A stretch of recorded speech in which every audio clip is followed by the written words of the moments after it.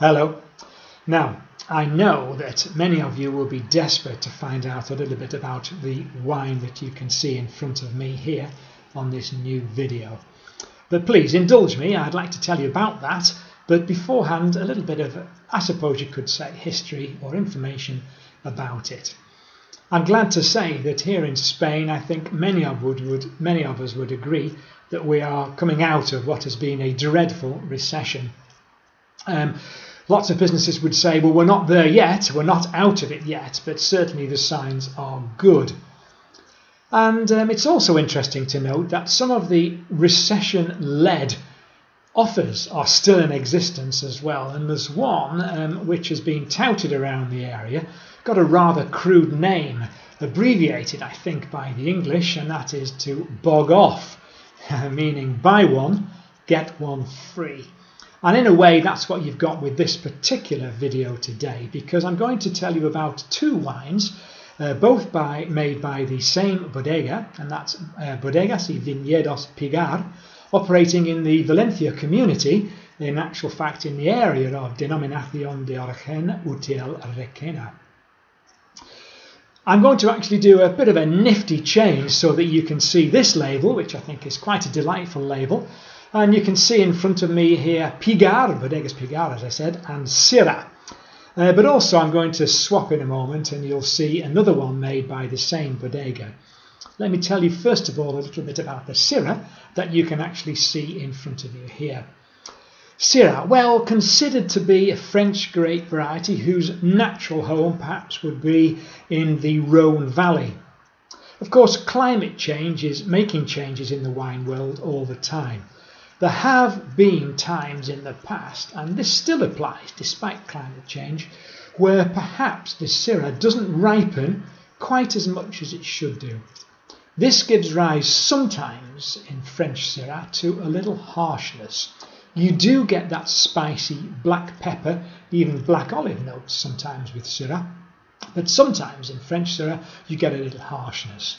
Now, you don't get that here in Spain because basically the number of hours of sunshine that we get in a year here always ensures the ripeness of the grapes. So we've got that for a start, always ripe fruit, which gives us deliciously fruity wines. Do we get some of that element of spice, which we think is a great integral part of Syrah here? Well, yes, we do, if we're able to grow it at altitude, where there is a difference, as I've said before on these videos, between the nighttime temperatures and the daytime temperatures, which gives the vine a little bit of a respite at night and allows that acidity, and in this case, that spiciness, to come through. This is actually grown at somewhere around about 650, maybe 700 meters above sea level. And so because of that, we do get that drop in temperature and we do get the spiciness to which I've referred. We therefore get the best of both worlds. This is an absolute delight. Try it and you will find there's very much a damson nose, also a damson flavour on the palate as well, with a little bit of cinnamon. You perhaps get a little bit of undergrowth in it as well, but the big thing about this wine is a glorious fruit presence.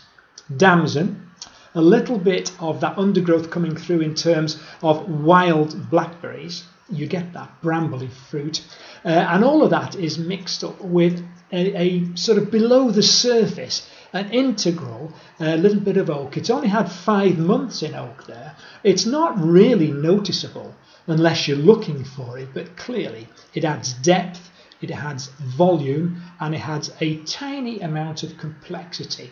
I think this wine is a superb example of Spanish Syrah. Mark my words, it's going to sell well. I think there's only about 900 bottles, very limited production. If you want one, I would check it out as quickly as you can. Now, the very quick costume change, I suppose you could say.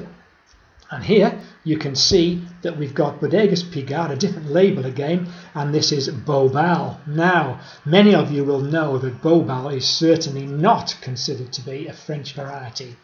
Its natural home is in the Valencia community, and particularly, I would say, in Utiel-Requena, whereabouts Bodegas Pigar is, of course, placed. We're talking about those roughly 700 metres above sea level, and we're talking about a very interesting grape variety which has a superb and interesting story, historical story about why it's got its name. I must tell that one day, but it's always very tempting to actually have a taste and introduce you to the wine. But history's interesting as well. We will do that one day. Bobal, what do you get from it? Well, you get a certain amount of black cherry. This is a characteristic which wine commentators like myself from this area very often find in Bobal. I think there's a touch of menthol in it, and when you're pouring it, you can see before you actually sniff the wine and taste it that this is a rich wine. It's 14 degrees, which in years gone by would be considered perhaps a bit much in terms of alcohol, but these days, with global warming, to which I've just referred before, we are getting very ripe grapes. Now, these grapes have been picked a little bit early. They're still very ripe, but we want to keep the alcohol content down. I mean, I know 14 degrees isn't down, but it's quite down, I suppose you could say. Many wines these days, 14, 14.5, and even up to 15 here in Spain. We get a certain elegance with this wine, but again, what we have in this wine is a beautiful bounty of super fruit. The fruit, as I've said before, is black cherry. You do again get a little bit of undergrowth. There's sort of leaves that you've been kicked up as you've actually been walking along. And I think this is part of the soil composition in which the vines grow at this altitude before. It's made by, as is the other one, made by my friend Juan, who actually makes the wine in conjunction with his father, which is a nice family story. And once again, it's testimony to the fact that here in Spain, the scene is dynamic and it's changing.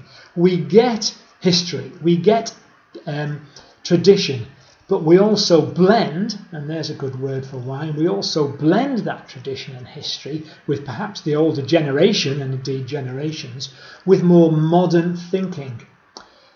Winemakers these days, new winemakers, have often been to colleges, universities. They've often learned new methods. They've always learned new methods, and very often they've travelled to make wines, pick the grapes even, in different countries of Europe, different countries in the northern, but also the southern hemisphere. They're coming back to their bodega, although this in actual fact is a new tradition, a new family bodega. They're coming back there, they're adding to the tradition and the history, the new ideas they've got. Absolutely fantastic. Look out for Bodegas Pigar in the Utiel-Requena denominación. I am absolutely certain you'll be hearing a lot more about it. Thanks very much for listening.